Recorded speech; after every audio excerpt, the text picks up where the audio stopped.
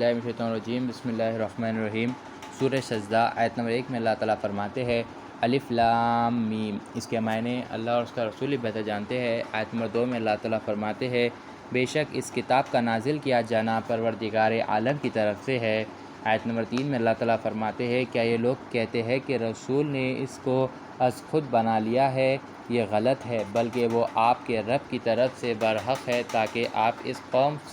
اس قوم کو ہدایت کرے جن کے پاس آپ سے پہلے کوئی ڈرانے والا نہیں آیا، شاید یہ لوگ سیدھی راہ پر آ جائے۔ آیت نمبر 4 میں اللہ تعالیٰ فرماتے ہیں اللہ ہی تو ہے جس نے آسمانوں اور زمین کو اور جو چیز ان دونوں میں ہے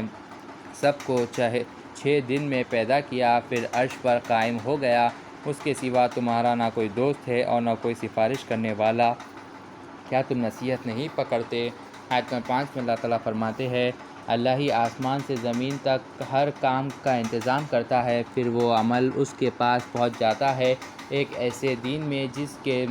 جس کی مقدار تمہارے شمار سے 1000 سال ہوگی۔ آیت نمبر 6 میں اللہ تعالیٰ فرماتے ہیں وہی پوشیدہ اور ظاہر چیزوں کو جاننے والا ہے، زبردست رحم والا ہے۔ آیت نمبر 7 میں اللہ تعالیٰ فرماتے ہیں جس نے ہر چیز کو اچھی طرح بنایا اور انسان کی پیدائش کو مٹی سے شروع کیا۔ آیت نمبر 8 میں اللہ تعالیٰ فرماتے ہیں پھر اس کی نسل کو خلاصے سے یعنی حقیر پانی سے پیدا کیا۔ آیت نمبر 9 میں اللہ تعالیٰ فرماتے ہیں پھر اس کو درست کیا اور اس میں اپنی روح پھونکی اور تمہارے کان، آنکھیں اور دل بنائے، تم بہت کم شکر کرتے ہو۔ آیت نمبر 10 میں اللہ تعالیٰ فرماتے ہیں اور یہ کہتے ہیں کہ کیا جب ہم زمین میں ملائمت ہو جائیں گے تو کیا ہم اثر سے یعنی پورا سر سے پیر پیدا ہوں گے، بلکہ یہ لوگ اپنے رب کے سامنے جانے کے قائل بھی نہیں ہیں۔ یعنی جب کے ٹائم پہ کافرہ بولتے تھے کہ کیا ہم نہ پورا مرنے کے بعد زمین میں دفنا دینے کے بعد پورا ہڈی ہونے کے بعد کیا ہم پھر سے پیدا کیے جائیں گے، کیا ہم نہ پھر سے اٹھائے جائیں گے، کیا بول کے ایسے سوالات ایسا شک کرتے تھے اللہ۔ آیت نمبر 11 میں اللہ تعالیٰ فرماتے ہیں آپ فرما دیجئے موت کا فرشتہ جو تم پر مقرر کیا گیا ہے تمہاری روح قبض کر لیتا ہے، پھر تم اپنے رب ہی کی طرف لوٹائے جاؤ گے۔ آیت نمبر 12 میں اللہ تعالیٰ فرماتے ہیں اگر آپ اس وقت دیکھیں جب گناہگار اپنے رب کے سامنے سر جھکائے ہوئے ہوں گے اور کہہ رہے ہوں گے کہ اے ہمارے رب، ہم نے دیکھ لیا اور سن لیا، تو ہم کو واپس دنیا میں بھیج دے کہ ہم نیک عمل کرے، بلا شبہ ہم کو پورا یقین حاصل ہو گیا۔ آیت نمبر 13 میں اللہ تعالیٰ فرماتے ہیں اور اگر تم چاہتے تو ہر شخص کو ہدایت دے دیتے، لیکن میری طرف سے یہ بات قرار پا چکی ہے کہ میں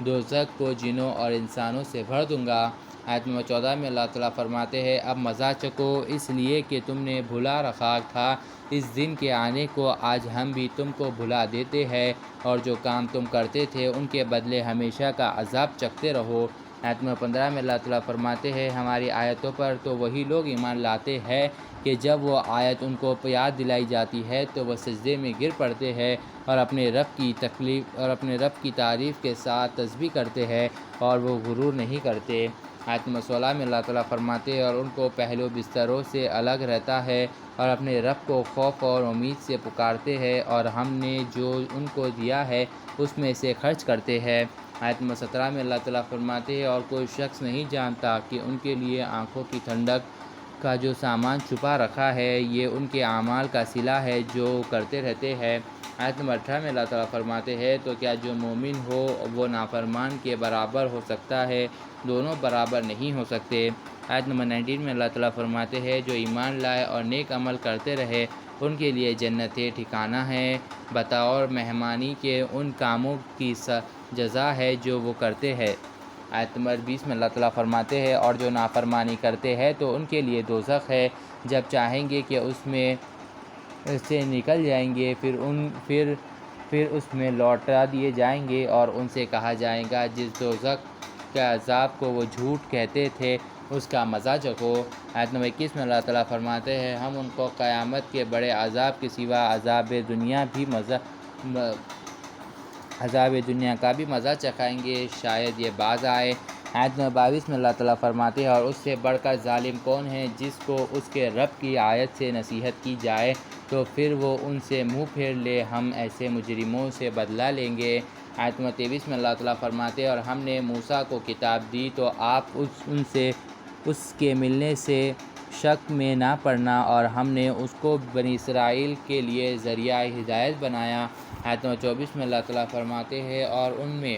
سے ہم نے پیشوا بنائے تھے جو ہمارے حکم سے ہدایت کیا کرتے تھے، جبکہ وہ صبر کیا کرتے تھے اور وہ ہماری آیتیں پڑھ یقین رکھتے تھے۔ آیت نمبر 25 میں اللہ تعالیٰ فرماتے ہیں بے شک آپ کا رب ان کے درمیان قیامت کے دن ان اموروں میں فیصلہ کر دے گا جن میں وہ آپس میں اختلاف کرتے تھے۔ آیت نمبر 26 میں اللہ تعالیٰ فرماتے ہیں کیا ان کو اس سے ہدایت نہیں ہوئی کہ ہم نے ان سے پہلے کتنی امتوں کو ہلاک کر ڈالا جن کے مقامات سکونت میں یہ چلتے پھرتے تھے، بلا شبہ اس میں نشانیاں ہیں، کیا یہ لوگ سنتے نہیں ہیں؟ آیت نمبر 27 میں اللہ تعالیٰ فرماتے ہیں کیا انہوں نے نہیں دیکھا کہ ہم بنجر زمین کی طرف پانی رواں کرتے ہیں، پھر اس سے کھیتی پیدا کرتے ہیں جس سے ان کے